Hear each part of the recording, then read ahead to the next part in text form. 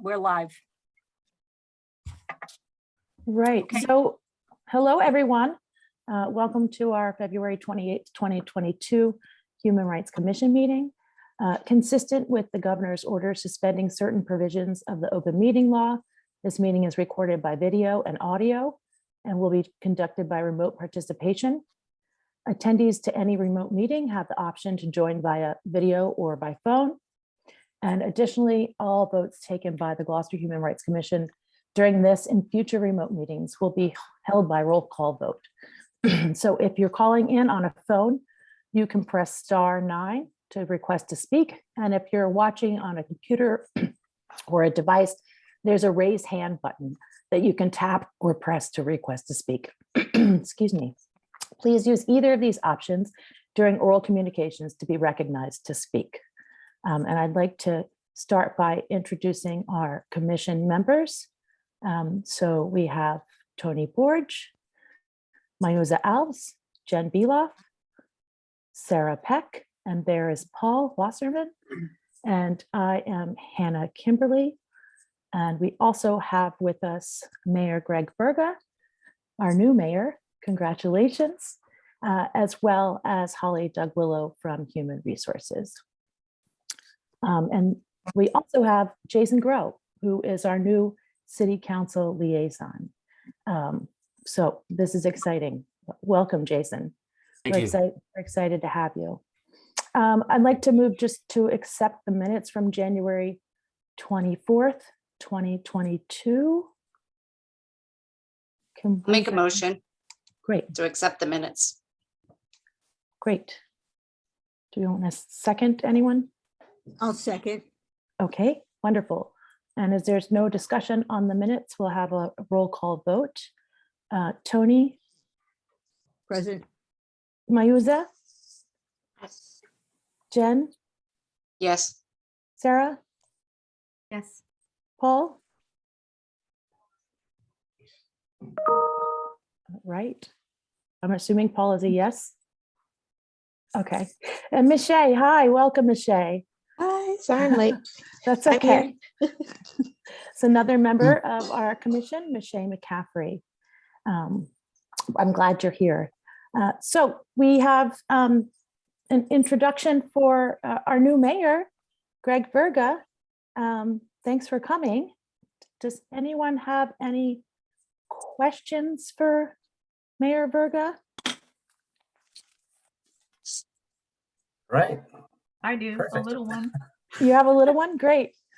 Well, it was something that I mentioned when I talked to Mayor when we were going through the renomination process, but I would love to re-examine the Human Rights Commission mandate and give it a little more heft as instead of being an organization, a commission that simply does, learning and education, something that actually has more weight behind it. And sorry if I'm a little tired. It's midnight where I am tonight. Okay, well, there is item 7 on the agenda is about that. And I guess I would ask you to maybe take things out of order so we can just, if I could give like a little background into that item. But Sure. I don't want to step on anybody's toes about further questions, so. No, that's fine.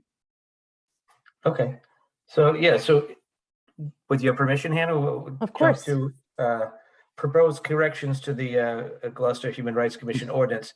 So I was going through the ordinance and there were a few mistakes because the membership was up from 7 to 9 or 5 to 7. I'm trying to remember what, but long story short, the quorum number wasn't up to date.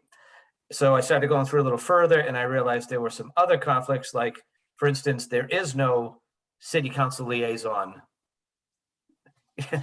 to the, hey, Jason, in the ordinance. Not saying there shouldn't be or can't be, but there isn't.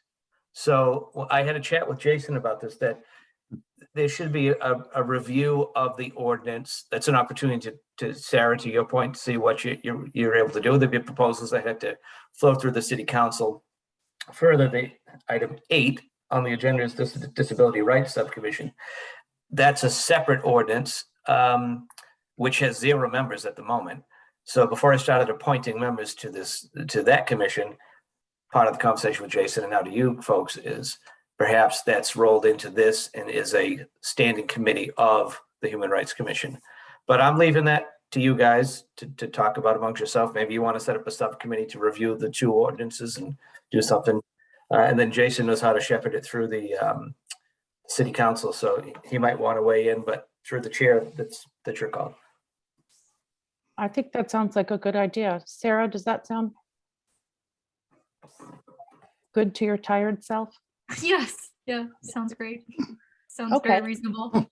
Great. So do we want to form a subcommittee for both of those items on the agenda?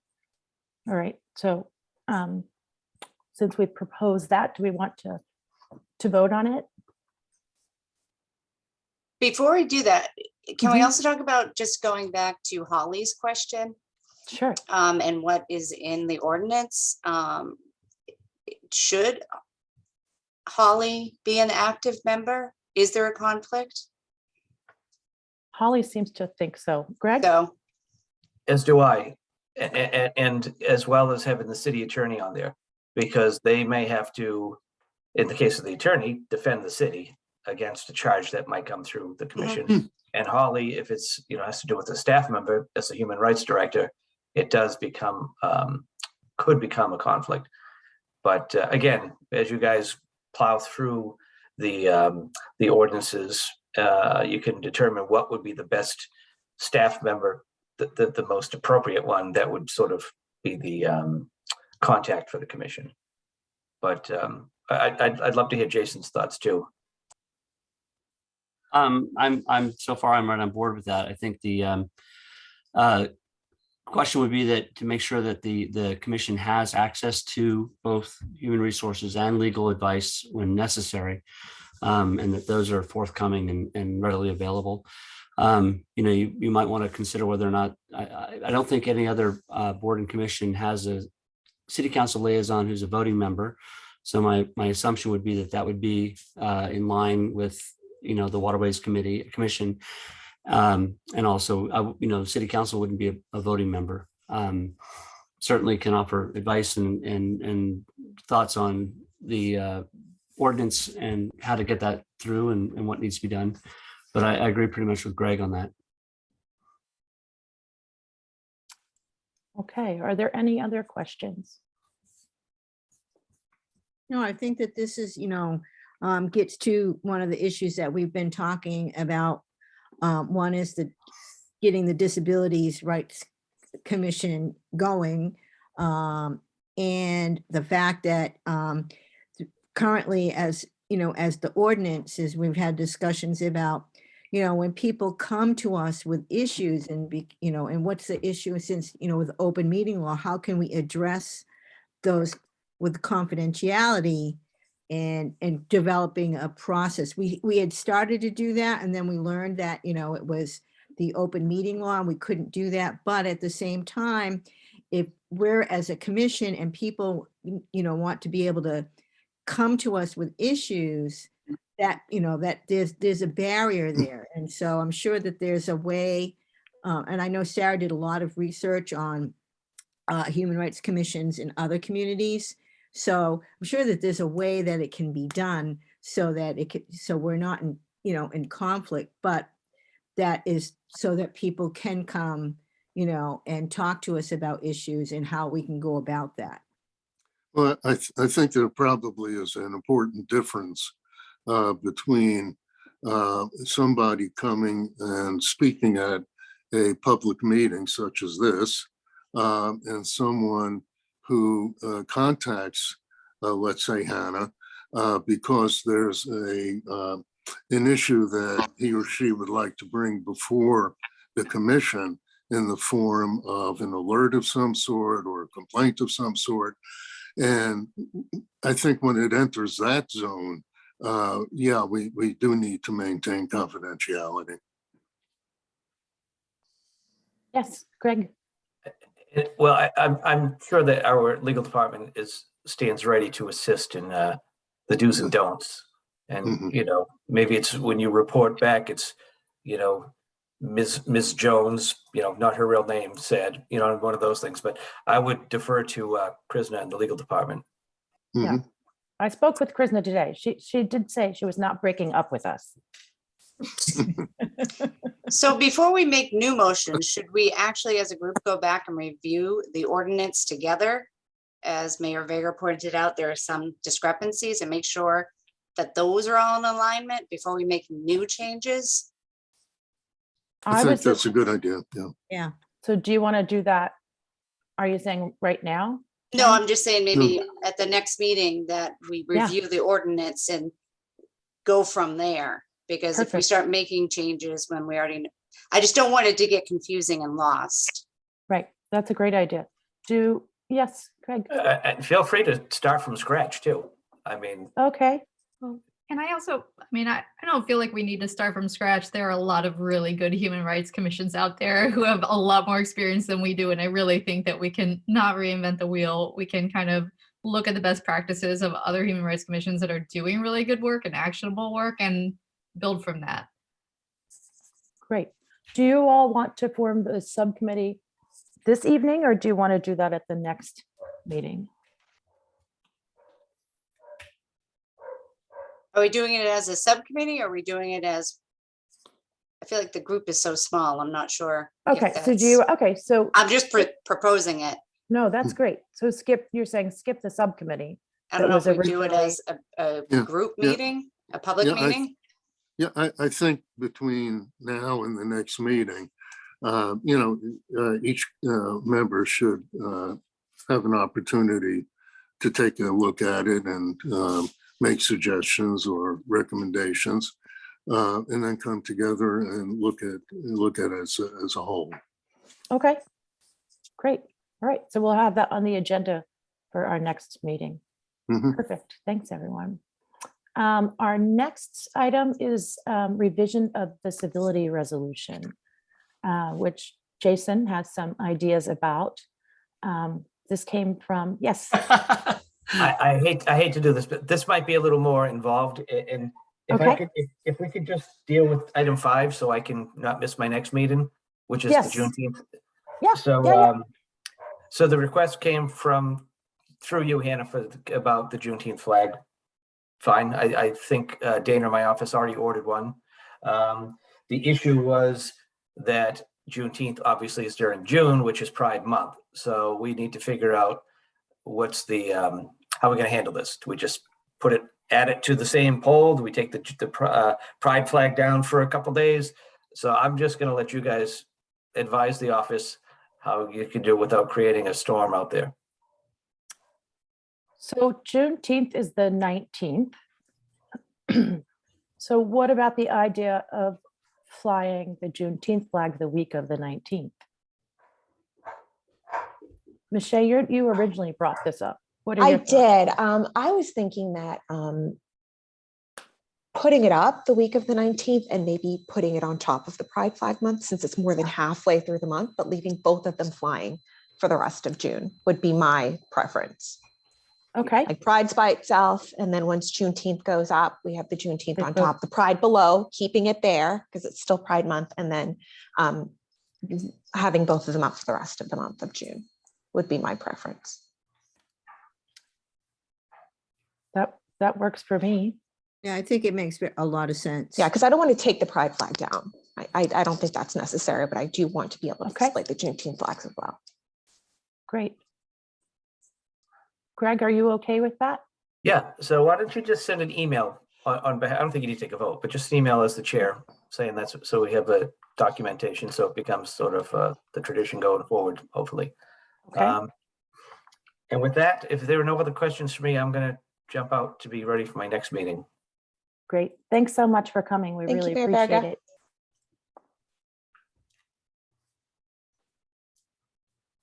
Okay, so next we have the revision of the civility resolution. Jason, you have ideas about this. This actually came from a suggestion from the city council. And you would have thought that I would have done my homework by now. Been up to my eyeballs in zoning. My feeling on the civility resolution was that with no disrespect to anybody who worked on it, that it didn't really say a whole lot for the city council to bite into. That it was, I mean, my understanding is the original intent was to try to make members of the community at ease with the prospect that, we weren't going to be running interference for ICE and being involved in undocumented issues. And when I'm trying to find it on my computer, of course I can't see it. When I read it, I just felt like it didn't actually have any teeth to it. And I felt like that maybe if we are going to have a document that we stand up and stand by, that reflects a willingness to protect members of the community that need protection, that there be something a little bit more substantive to it. And I wish that I had better language to give you and say, this is what I'm thinking. But you have a little bit more experience than I do in this matter. And I know that even the ordinance administration is interested in this as well. So it's being received at the council level as something positive. I guess I just wanted, I guess what I would ask now is, what is the civility resolution's purpose, and what is it trying to project to the public? Because whatever it was at the time, I'm sure it was fine, but it doesn't feel to me like, sort of like, oh, why are we bothering with this? And I want to bother with it, but I want it to have some substance to it. And I don't know, to be honest with you, what that actually means. So if we can provide some context. Yeah, I'd like to. I think originally we had hoped that it could be more substantial or have more layers of accountability and protection. But then that wasn't necessarily kind of well received, and we had to go back and kind of readjust it. Right.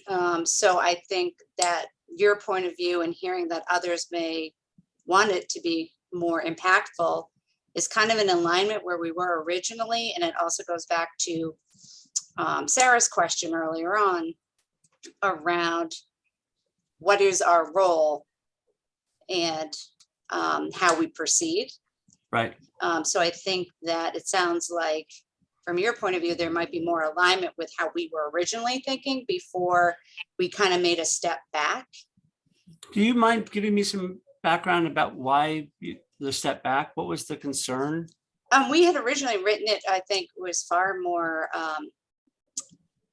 concrete and very specific and had more layers of accountability. And then it was not as necessarily well received, and it was supposed to be more of like a guidance.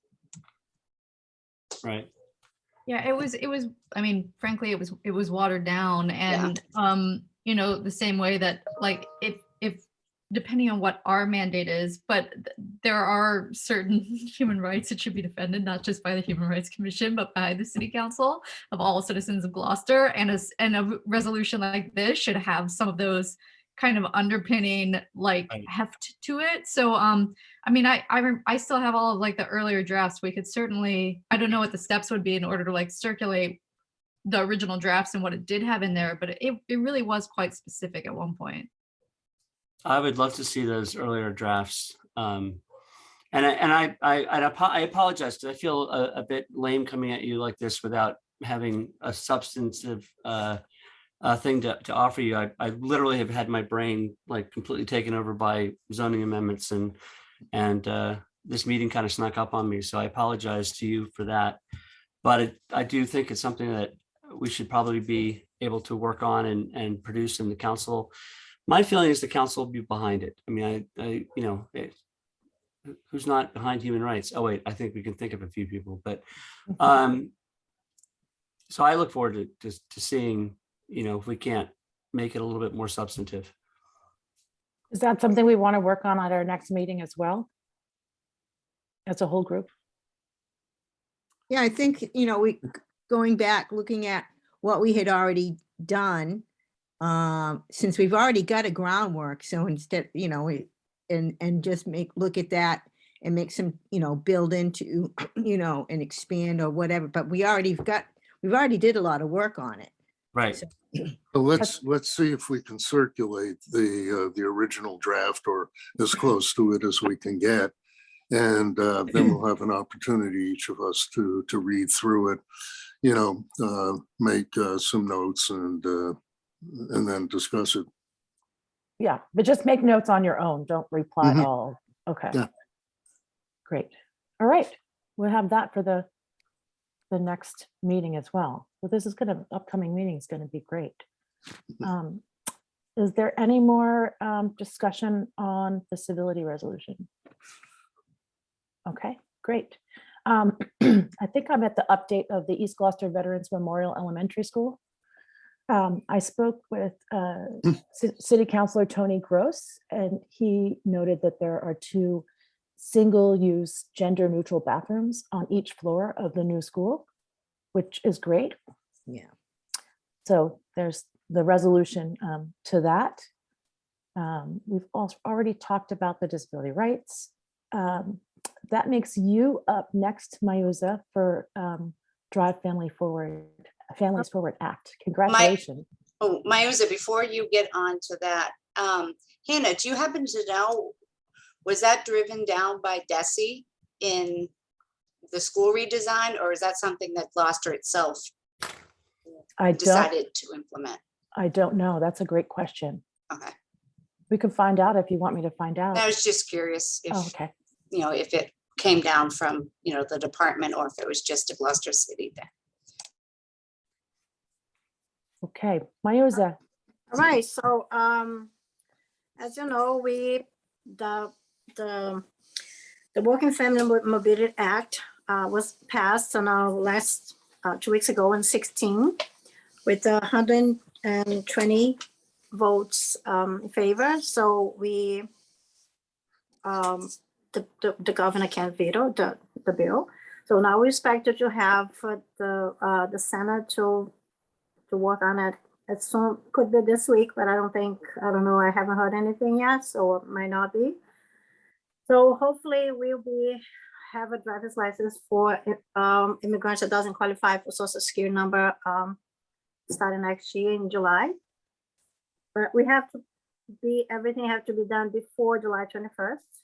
So I hope it happens. So look like we're gonna pass in the Senate because we have a large majority in the Senate and the Democrats. But we still have our Senate, Bruce Starr is still not supporting the bill. I actually tried to talk to him. He actually got back to me last week. I was supposed to be meeting with him, talk to him on the phone on last Wednesday. They ended up cancel a night before.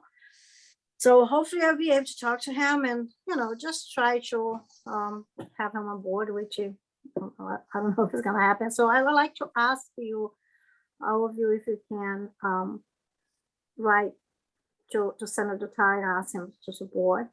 If you need anything from me, just let me know. I have, all information if you need it. I have the copy of the new bill, with the new draft. They have some changes. And Margaret helps a lot. She helped a lot. She was engaged. I had a meeting with her last couple months, on the phone with her. So at the last couple months, she was really helpful and she support the bill. They understand, we all understand that's for safety, not just to help immigrants, it's to help all the population, because we need everybody in the roads to know who the law and the rules of driving. So it's not just to help immigrants, it's for our safety. So if you can, Jason, if you want to know any more about the bill, so I can talk about it. I don't know if you're familiar with what's going on, but it's very important for the whole community, not just immigrant community, to this bill to pass. I think we will get it this time, but it's been 16 years trying. We already have 16 other states who allowed immigrants with Social Security to have a driver's license. So we are really behind in this issue, and it's about time. So if anyone need any information, I have been meeting with advocates or the people who helped to write the bill. So I'm very, familiar with everything that's going on. So any questions, please I'd be happy to I have a talk. question. Is this something that we as a Human Rights Commission can, send a joint letter behind as, it's one thing as individuals, but since this is a really human rights issue and we all, and there are a lot of, there's a lot of support by many other municipal organizations. And so,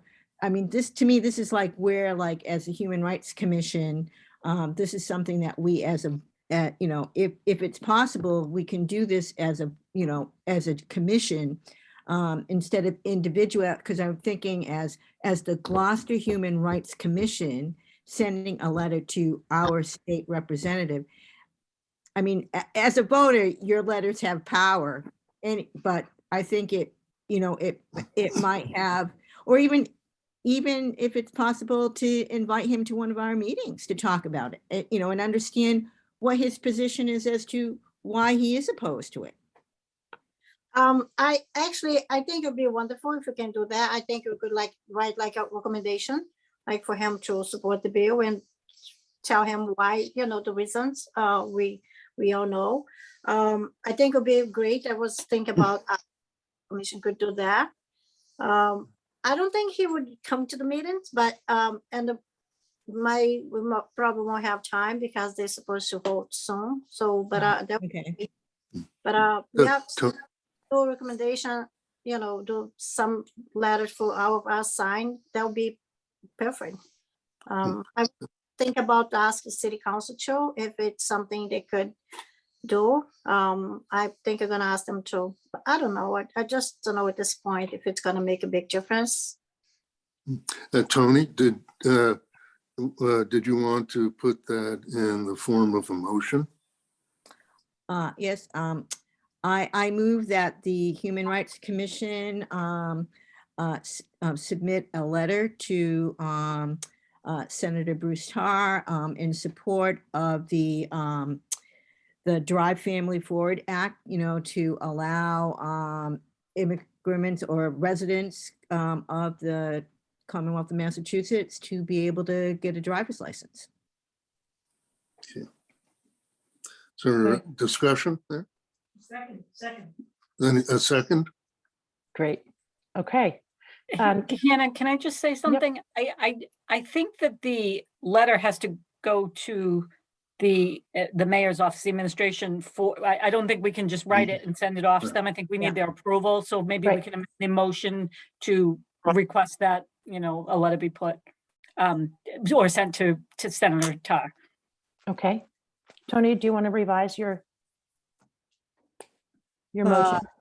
So I move that the commission approve, submit a letter to the mayor to send to Senator Tarr in support and requesting his support for the upcoming vote on the Drive Families Forward Act. Do we have someone to second that? I'll second that. Okay. How would you all like to Wait a proceed? minute, don't we, after we second, do we then have to take it all vote? We do. Yeah. Okay. So, Right. and then we can talk about how you want to proceed with Right. doing that. Okay. Yes, Jason? Jason. You would discuss the motion before the vote. Okay. So, Okay. so Motion, second, discussion, Okay, vote. So I just want to make sure we're doing it right. So in terms of discussion, how do you all want to proceed with writing who's going to write what? Well, I think Mayusa has, a lot of the information, and Mayusa, if you want to send me that information, then I will, draft up the letter. Okay, I know that. I sent to you. Okay. Is there any more discussion?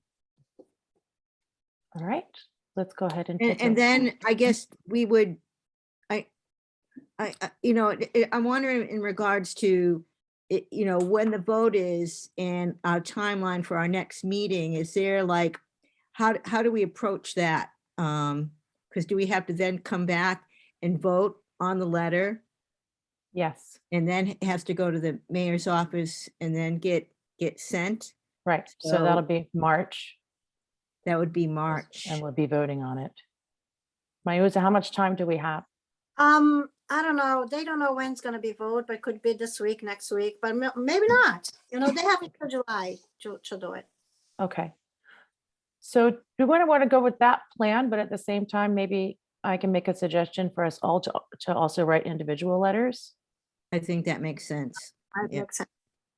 Okay. All right. So we will roll call vote to, for you to draft a letter, Tony, and then we look at it at our next meeting. Yep. Okay. Tony, Aye. Mayuza, Aye. Jen, Yes. Sarah, Yes. Michelle, Yes. Paul, Yes, and myself, Hannah. Yes. So the yeses have it. So there's 0 opposed. Okay, Can I great. put one question / wrinkle into this plan? I like the plan. If we're putting forth this letter and it does get approved and we do send it, can we also additionally put it on the our portion of the website, just so people have an example of how to mimic it or where to send it to, like as part of our educational mandate? Sure. I don't think we need to vote on that wrinkle. Okay. Okay, great. The next thing we have on the agenda is the citizen inquiry, Beaman Elementary Housing Freedom Church. So far, we've received 4 communications from citizens, and they are concerned with, I'm just reading this from a list of the emails, but concerned with continued usage of the school for an organization with plans for exponential growth. Concerns with folks from outside of the school community having access and use of their children's classrooms. Safety concerns with people from outside of the school community in a classroom where there could be identifying photos, names, personal info that are often displayed in the room. And then the last email I received today at like 3 o'clock was regarding our advocacy to help pass a citywide non-discrimination ordinance that applies to the city of Gloucester and any organizations doing business, including renting or leasing city-owned property. So we received these emails actually after I sent in my original agenda. And so I've added these on. And they did actually get posted online. The letters did? No, the agenda, the So, second agenda. I have a question about the letters in public meeting. Mhm. And Jason, I don't know if you'll be able to guide me through this. So are these supposed to be fully read so they're entered in as public record? If, With names? not, not with names, but are they supposed to be fully read so it's documented as public record? Actually, I don't actually, know. Any communication with the board and commission is considered a public document. What in the city council's situation, we don't necessarily read them into the record. They are submitted and included in the record, and they're distributed amongst all the councilors for them to read as part of the record. They are fully part of the record, meaning names and addresses are also public, unless there's some Okay. specific reason not to, out of concern for genuine concern for safety, not just like, I don't want my name out there. If you submit a letter or an email or a communication to a board or commission, it is a public document, and it should be, frankly. That way you don't get people sending stuff in hiding behind anonymity when there's no accountability for what they say. Okay. You can send all of those emails to everyone on the commission and include them in the minutes of your meeting, which would be the most transparent way of keeping them public and available. And then they would get posted with your minutes. Okay, great. So that's what I'll do. Thank you, Jen, for that. Because just received those so recently. I'm going to ask that we not discuss individuals or entities, as we haven't had time to research anything. But at the same time, I'm also thinking that, to my knowledge, we don't necessarily have a policy about discrimination regarding city properties. I would like to suggest that we form a subcommittee to research this. Tell me what you think. What are everyone's thoughts?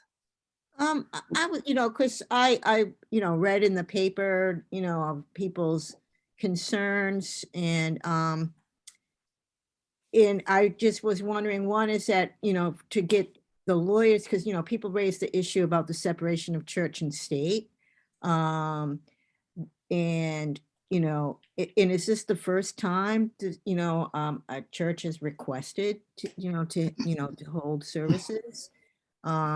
To get some of the background, because if there is no, so that we have a lot more information in regards to discussing, because, I did look at the, from the school, policy manual that you sent out, and it doesn't say anything about religious organizations. Well, I think maybe what we might consider is, in some fashion, perhaps it would need to go through the mayor's office, I'm not sure, but in some fashion to ask if the school board can revisit those regulations, and have an open discussion about it. I can tell you I did do a fair amount of research on the question of separation of church and state. And there is a Supreme Court ruling that having a religious organization use a public facility like a school on non-school hours is allowable. So the real issue here is how does the language in the school board's policies and procedures approach that? There's another the key issue there, and that is equal access. So, for example, a school board cannot by law allow one group and disallow another group if the basic tenets of their regulations are met. So in other words, they have to be consistent across the board. Now, there is a difference, obviously, between the Y, for example, every day at Beaman School after school has activities. That's a non-religious organization, nonprofit. So it can get a little dicey, and I think really the proper place for that is the school board, for them to consider it, make some determination, and hopefully we would have input into that process. Can I Also- pop in? I'm feeling like I'm a little bit confused, but it sounds to me like you got a number of emails. One was about an anti-discrimination clause, which seems right in our wheelhouse, and that makes a lot of sense for us to look into. And one seems to be about the use of space at a school. And the only reason that would make sense for us to be involved with that is if this church has some sort of history of discriminatory practices or problematic practices against certain groups of people. And if that was true, Right, but I'd I say- don't want to discuss the individual church. this but I don't evening. know any, but I do think that, like, the question is there is the question about space use, or is it about a discriminatory group of people? It's about space use. If it's about space use, I'm not really sure Space. why it would come Well- to the Human Rights Commission. Well, because members of the public did weigh in on this. And so to the commission. So we're in the position of having to craft some kind of a response. And it doesn't mean we have to respond to the public members directly, I don't think, but it's for us to decide how we want to approach it. Would we like, for example, the school board to be clear about what kinds of organizations can or cannot use school property? Honestly, we need clarity on, well, not clarity, but the schools were, does it go through the school board and the superintendent, or is the School space board is meeting public? about it.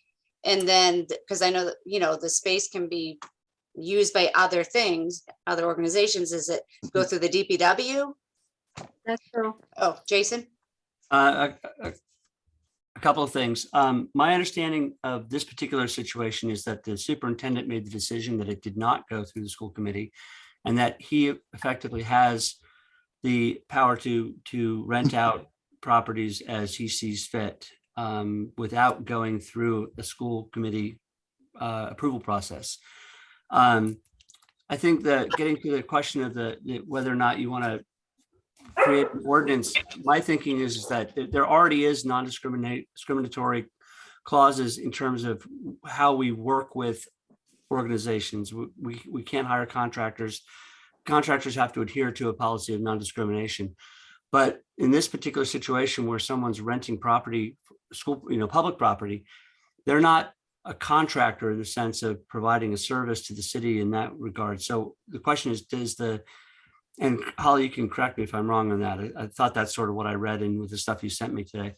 I guess the commission could ask itself, do we want to establish a policy or an ordinance that defines who we will and will not do work with and or do business with? And this is a case of doing business with an organization. And if you decide that you want to put together an actual ordinance that says, the city of Gloucester will require any organization that it does business with or person that it does business with to maintain a policy of non-discrimination against X number of protected classes of people, then that would be a citywide requirement. And that would be an ordinance that would go into the code of ordinances that would then be applied on every public property, rental or business use. So we couldn't have a contractor who was openly discriminatory coming in and doing a construction job or something like that. But in terms of actually like organizations that we rent to, that is unclear right now. That doesn't have a basis of checking their, where their positions are. So the commission could put a recommendation that we need that kind of an ordinance and send that to the city council for review and approval if they did such a thing. So I think the question is, what is it that the commission would like to do? And if you want to put together an ordinance that says we will not do business with organizations that refused or will not commit to non-discriminatory practices, then I think that's something you can do. And you would submit that to the city council, and we would then, put that through the paces of public process. I think that's good information, Jason. I kind of like to put a hypothetical out there, and that is, let's say the Salem Church of Satan wants to use Beeman School or the high school or whatever, and they're clear in their message that they are non-discriminatory. They welcome all races, genders, et cetera, et cetera. Do you think that should be without restriction? I think it gets kind of complicated. Well, I don't personally know what the practices of the Church of Satan are, so I couldn't answer that question. I mean, if they were sacrificing goats in the cafeteria, that'd be an issue. But no. I think if they have a policy of non-discrimination and they don't, it's strictly an idealistic thing, then I think, I mean, you have it, it's a tricky slope, because your religious ideals are also a human right, right? I mean, you're not, Mhm. you have to be respectful of varying viewpoints, but at the same time, if those viewpoints are that a certain class of people is not categorically equal in their eyes, then I think we have a problem. We Um, have a lot of people on. Do we want, is there any intention of opening it up for them, allowing them 3 minutes to each speak if they're interested? Or I just noticed we have 11 attendees. Yeah, I haven't seen any hands raised yet, but yes, if you want to repeat how to go about the hand raise process, Sure. somebody might want to speak. Sure. Let me just read this. Attendees to any remote meeting have the option to join via video or by phone. Additionally, all votes by the Gloucester Human Rights Commission during this and future remote meetings will be by roll call vote. And if you're calling on a phone, you can press *9 to request to speak. And if you're watching on a computer or a device, there's a raise hand button that you can tap or press to speak, to request to speak. This- I have, I think, to go back to what Paul says, is that ensure that the clarity, where questions are raised about the separation of church and state. And I'm sure that's where people, some had, maybe concerns that, wait a minute now, there's this, are we in violation of the separation of church and state? And if we can provide clarity to let people know that, no, we're not in violation of that, would also help alleviate some people's concerns. I just have one thing to add. I was just told that because we didn't publicize this, we might be getting into a dicey area, letting people speak on the matter, but I do have 2 people with their hands raised, so I don't know how you want to handle that. It is posted on the agenda online. Oh, it is? Yep. Do you want me to, Now you're making me nervous. I feel like double checking myself. I thought, I was under the impression that there was a change that didn't get posted in time. Well, I just printed out the agenda just before our meeting and it was on the agenda. So It was on the posted agenda. Yes. Okay. You printed it off from online, Tony? no, I printed from your email. Sorry. Okay. I don't know if it got online or not. Because I posted the last one and I was on vacation last week and I heard that there was a change, but I'm not sure that it Okay. necessarily got posted. You're No, exactly, it is on the agenda. I'm looking at it right here. no, not the yeah. one online, Paul. Oh, It is not. So you're absolutely right, Holly. I see what you mean. In other words, it was from your. Yeah, it yeah. did not make it to be posted on time. I see. So does that mean we should have this discussion and then continue it on? So since people would not have had the opportunity to see that it was on the agenda? We could do that. What do you think, Jason? Yeah, I think you run a slippery slope. And you're better off at this point, I think,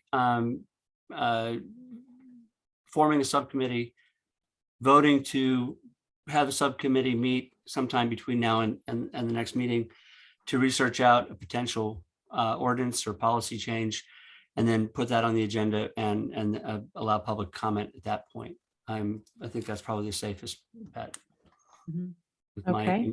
vast legal and meeting experience. Okay, so we want to make a proposal for a subcommittee.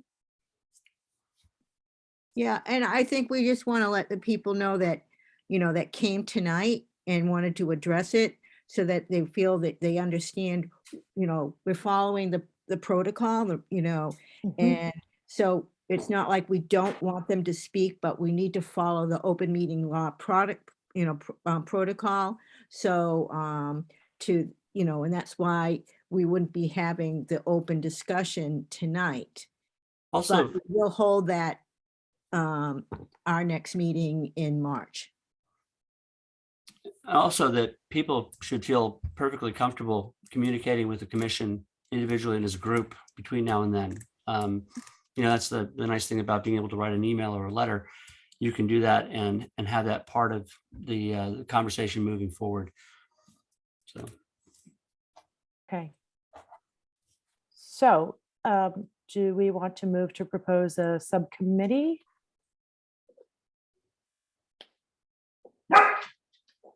That's a second, I think. That's my dog. Okay. Yeah, I mean, I can make a motion to recommend that we make a subcommittee to Okay, to discuss. Okay.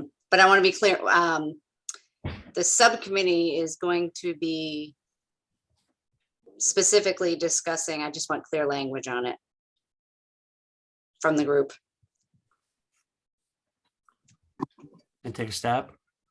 thanks, Jason. Form a subcommittee for the review and researching out the creation of an ordinance requiring non-discriminatory compliance for any entity doing business with the city. Thank you. I just wanted to be clear Oh, that that's that's fine. what we're subcommittee is going to focus on. Okay, and can we have a second beyond my dog? Second. Second. Thanks, Michelle. All right, discussion on that. Who would like to be on this subcommittee? I'll raise a hand. Okay. Paul? Yeah. Who else? Oh, Tony? yeah. Great. Jason, would you be interested also in? I would. My concern would be right now is time commitment. I've Okay. got some fairly intensive things coming up in the council, and I would be happy to sit in and help out where I can. And Okay. I can help do research on existing ordinances in other communities. So I'd be happy to help. I just don't want to throw in a big commitment with you, and Sure. I feel like I'm going to be a little Okay. frazzled in the next few weeks. Sarah, are you interested? Yeah, I'm sorry if I feel a little bit confused about the delineation between a general non-discriminatory clause and what's happening with the school, but I'm happy to be part of this committee and understand it better. And yeah, go from there. Great. Thank you. Anybody else? How many do we need? 3. Okay. So we're good there. All right. And we'll take a vote. Sarah, Let's go for it. okay. Tony, Yes. Mayuza, Yes, Jen, Yes, Michelle, Yes. Paul, Yes. and Hannah. Yes. All right, great. Thank you. Our next topic is anti-Semitic graffiti at the Green Street Playground, which Tony, you had brought up. Yeah, there was I saw in the Gloucester Times last week that there had been discovered in the Green Street playground that there had been some anti-Semitic graffiti. And then I saw today, today in the Times, apparently it was said 2 swastikas were the hate graffiti, but that it appears to be old. Now that said, I mean, I just want to, it wasn't more, and I don't know whether, we had this discussion at one of our meetings a while ago where whether it's the same, graffiti that, happened, I think at the end of last summer. But one is that if it is, I would hope that that we can get that sandblasted off, so it can stay on there. But 2 is the continuing, with the discussion that we've had, with the superintendent as to when instances like this, and Paul, jump in, because you did a lot of research after the, when it was discovered about the graffiti the last time. And that we had a lot of discussion here on the commission about what are the schools doing to address situations like this. I think where you said it was, they, although they never caught the perpetrators, but it was thinking that it might have been middle school kids. And so, and we know that the superintendent hasn't been able to attend our meetings, but I think that in light of this, it raises up again, and with the increase, well, and I think the most recent I had cut out where, it was an issue that was raised about, the Holocaust and that, and race and, in regards to, and so that with so little understanding where, the genocide committed in Nazi Germany was that they called Jews as a race. And so I think that there's a lot going on, and we want to know what the schools are doing in regards to addressing, I mean, like, again, all this thing, we got Black History Month, but are they only teaching Black history this month? Are they only celebrating, and is it woven through the entire year? And the same thing with anti-Semitism. And so, and it just, I can't imagine. I know the last time you spoke, Paul, and you talked to the rabbi here, and that you asked him, and he said his kids were afraid. And I just, it's like, oh my God, this is just opens up more wounds to our members of our community. Yeah, and excuse me, I did also talk to the police chief about it, and they were not able to get a hold of any information, any CCTV or anything that would kind of point them in a direction of who did it, whether it was school kids or not.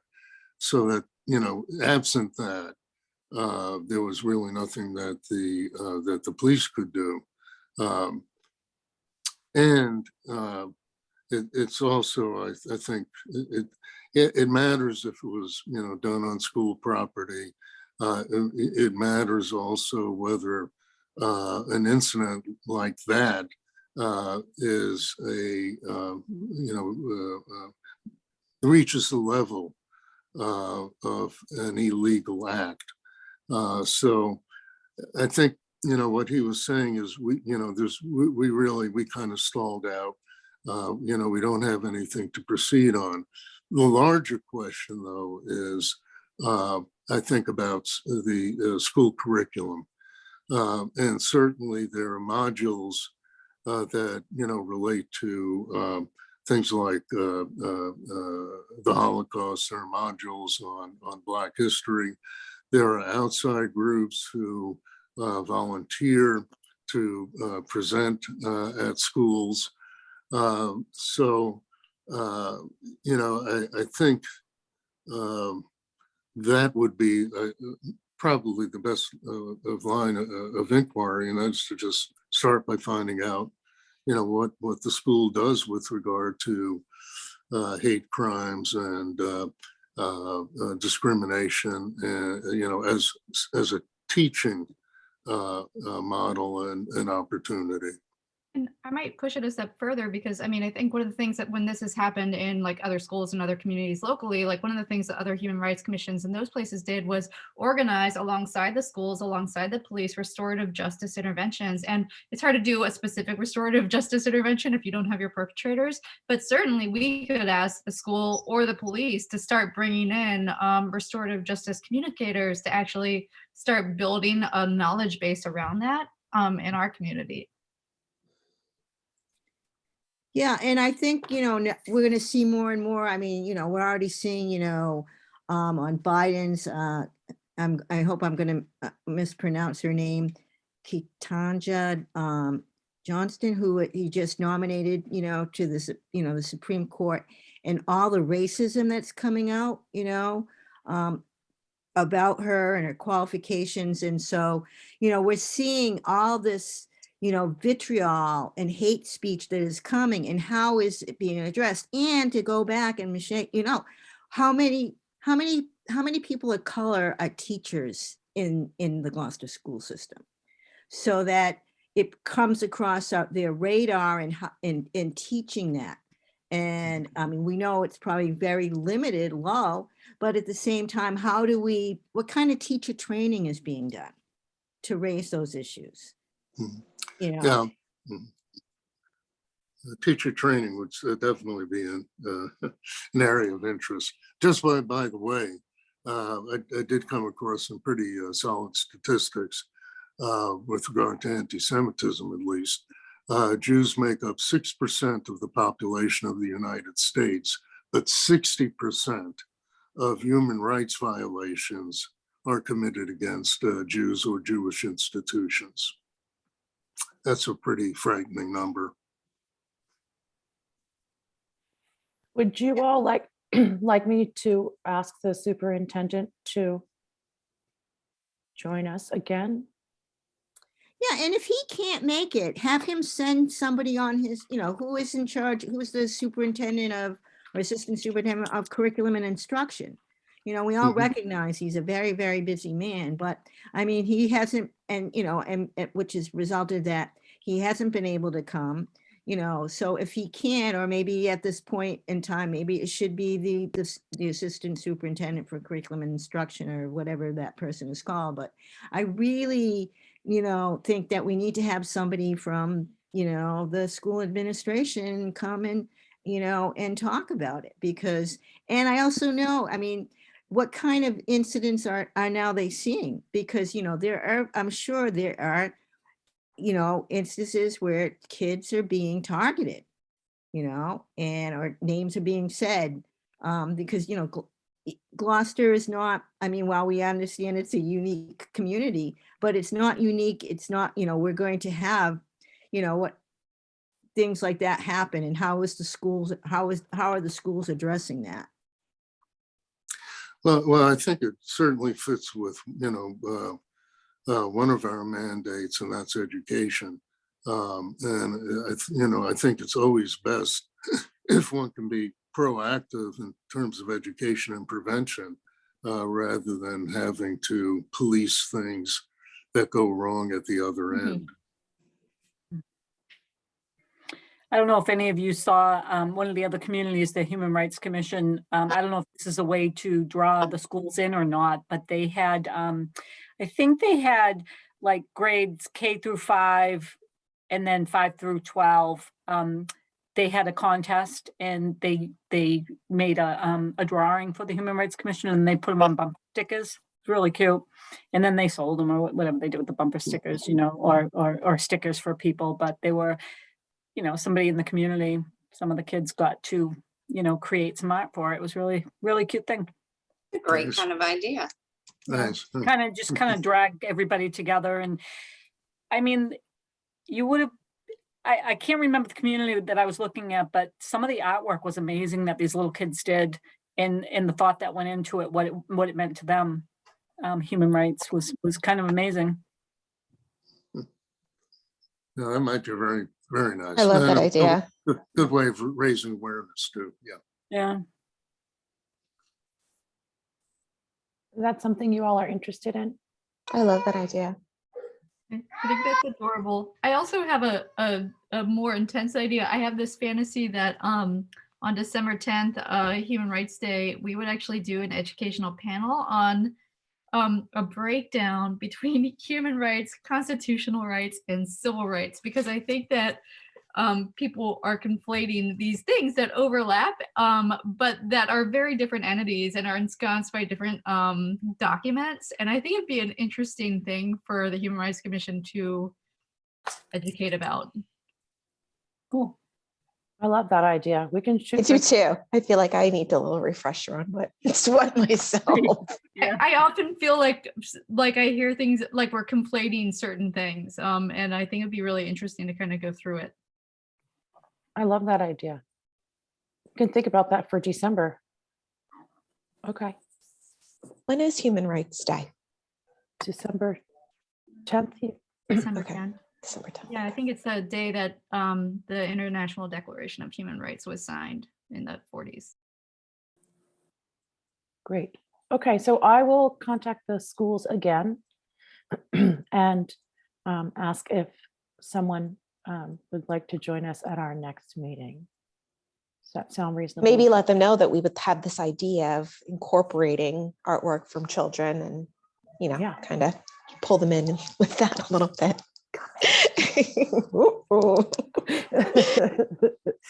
Okay, great. Is there any other additional business?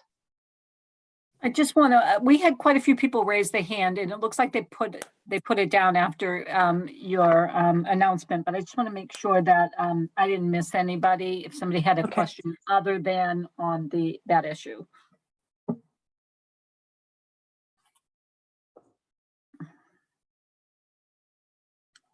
I don't see anybody raising their hand. Okay. Thank you all for. I've got talking. one. Okay, I do have one. Can I allow Lynn to talk? sure. Lynn, can you state your name for the record?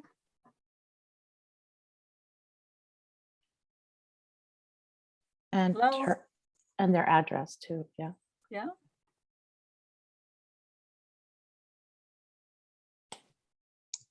Lynn, can you hear us?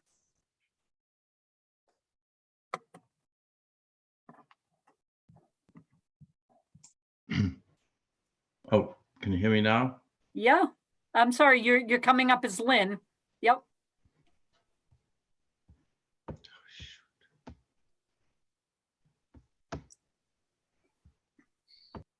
We can hear you. Can you hear me? Yes. Okay.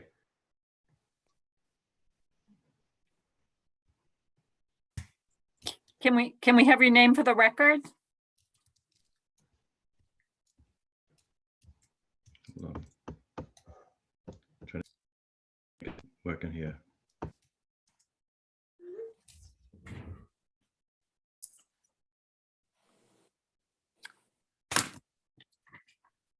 I think they're on mute, yeah, Holly? Yeah. Can you unmute yourself?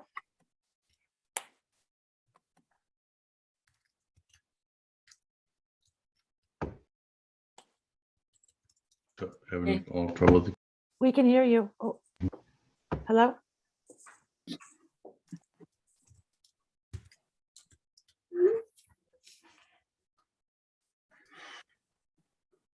I think he's gone. Okay. Okay. Yes, And- Jason? Just one quick, the subcommittee dealing with the human rights, the non-discrimination ordinance also needs to be posted public meeting, right? Right. Okay, Yes. just want to make sure that we get that right. We've only had one subcommittee so far, I think. They're fine. Okay. All right. Our next meeting is on the 28th. Is there any other business? Okay, great. So shall we move to adjourn the meeting? I so move to adjourn. Okay, Second, great. And by roll call vote, Sarah, Yes. Tony, Yes. Mayuza, Yes. Jen, yes. Michelle, Yes. Paul, Yes. and Hannah, yes. Thank you all so much. And thanks to the folks who came in attendance. We appreciate it. Ready. Take Thank care, you. everyone. We'll see you All right, next thanks, month. Everyone. Night.